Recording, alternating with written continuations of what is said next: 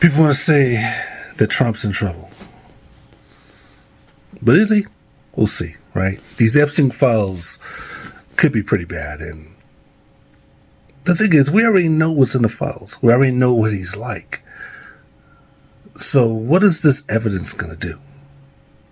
We know, and I'm not going to say it all here, but we know that we've known him for many, many, many, many years, right? We've watched him over the years. When we read his books, and I have read all his books, when he was in the apprentice program, we used to watch a lot of those. Whether he started doing the presidency, and then he won. We just know what he's like. We know what he's like. He doesn't even hide what he's like. And the things he said and got away with, talking about what he did in the pageants, how he grabbed them and stuff, and how he could get away with it. So what type of evidence are we looking for here with these Epstein files? What's in these files that we don't already know? We can speculate that they're horrific, abusive. We can speculate that. And then we actually see it. What are we going to do with it? What actually are we going to do with it? It's going to depend on the people and how far they want to take this. It's going to depend on that. But they already knew anyway. They already knew his criminal background. They already knew how he treats people, how he's broken people by not paying them, small businesses. We already know about his values and lack of values. We already know about his schemes for money and what he'll do for money. We already know all this stuff.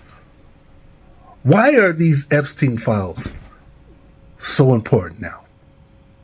That, what are we going to do? Pretend that we didn't know that he did all this stuff? So now that we see these files, it gives us the excuse that we need to not back up this guy. And I think that's what it is. I think it's going to give people solid evidence, not that they don't know already. It's just they had enough of this guy.